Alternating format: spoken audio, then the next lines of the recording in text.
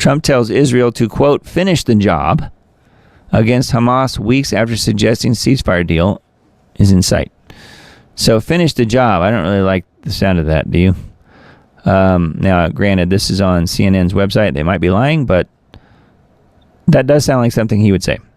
Only a few weeks ago, Trump seemed confident a deal was days away that would end the fighting in Gaza and secure the release of hostages and allow aid to flow into an enclave where people are starving to death.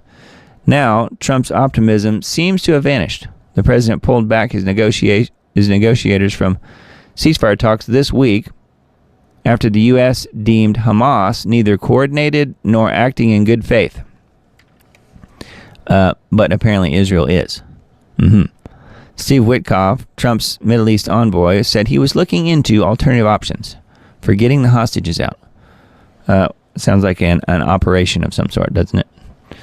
Maybe a small SEAL team or something. Who knows? And Trump, rather than urging an immediate return to the negotiating table, signaled Friday that it was time for Israel to escalate its military campaign, even as images of starving children in Gaza lead to mounting global outrage. That's exactly right. I think they want to die, and it's very, very bad, Trump said. Yeah, I think that's what's happening. Sure, whatever. I mean, he's saying that that's what Hamas must be thinking. I think they want to die, and that is very bad, Trump said of Hamas before leaving for a weekend trip to Scotland, which I mentioned earlier. It's got to a point where you're going to have to finish the job, meaning Israel, I guess.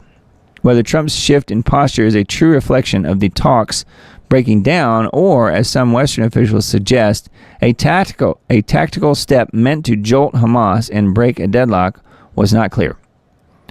But his words suggested he would do little to pressure Israel to pull back on its 21-month-long military campaign in Gaza, despite a growing humanitarian crisis that led one UN official this week to label Gazans, quote, walking corpses.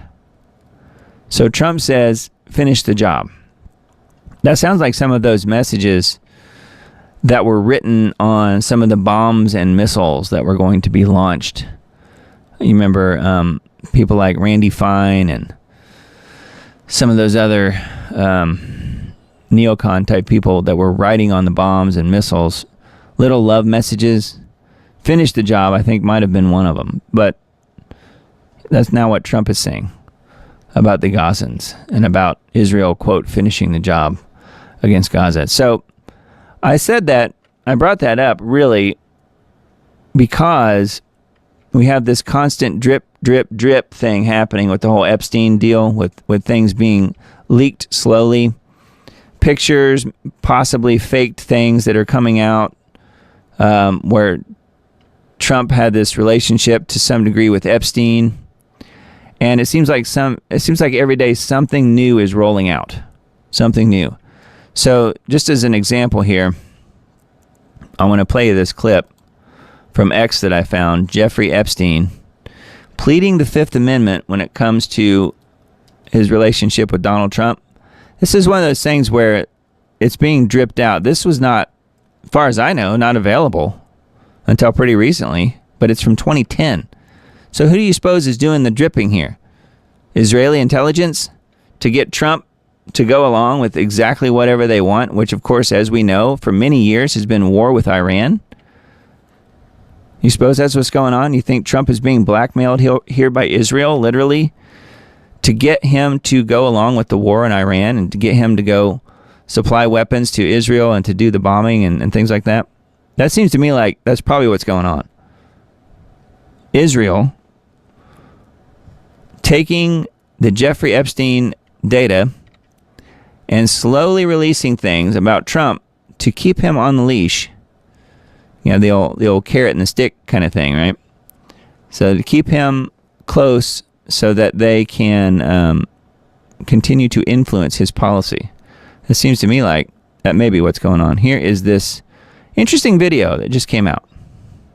This was posted July 23rd.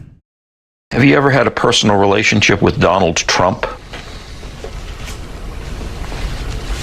What do you mean by personal relationships? Have you socialized with him? Yes, sir. Yes? Yes, sir. Have you ever socialized with Donald Trump in the presence of females under the age of 18? Though I'd like to answer that question, at least today, I'm going to have to assert my 5th, 6th, and 14th Amendment rights, sir. You get the point that he took the 5th. He took the 5th. Jeffrey Epstein pleads the 5th when asked if he and Donald Trump ever socialized in the presence of females under the age of 18. And we mentioned a couple shows back where it seemed to be that the evidence indeed suggested that that was the case, that he was involved with at least one 13-year-old at the time who has now been silenced and bought off, and possibly a 12-year-old. And we mentioned the names a couple weeks ago on a post that we read through on this show. So if you missed that show, I think it's called Trump's Nightmare Machine, something like that. And I think he was involved. I really do. I didn't up until that point, but now I think, based on his reaction and how he has seemed really guilty here all along, that probably means that he really is, to some degree. It wasn't just, 20-something-year-old women and he was 40s or 50s-something-year-old guy looking for a fun time. It apparently was at least one, possibly two, really young girls. And that may be what he's covering up. Now, do I know that for sure? No. But the article that we went through a couple shows ago, I think will help really detail exactly what that was about. And note the word detail, because there were a lot of details in that article that I read through.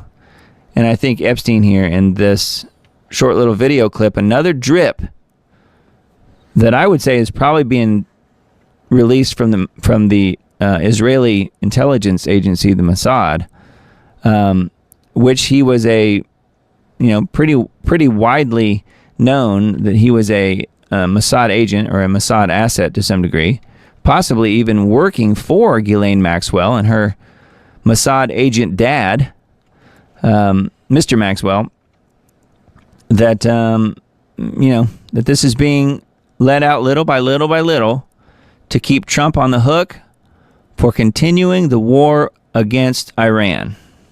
That's what I think is going on here. And I think even more stuff is going to be released about him, especially if he doesn't follow what Israel wants, because they want their war with Iran.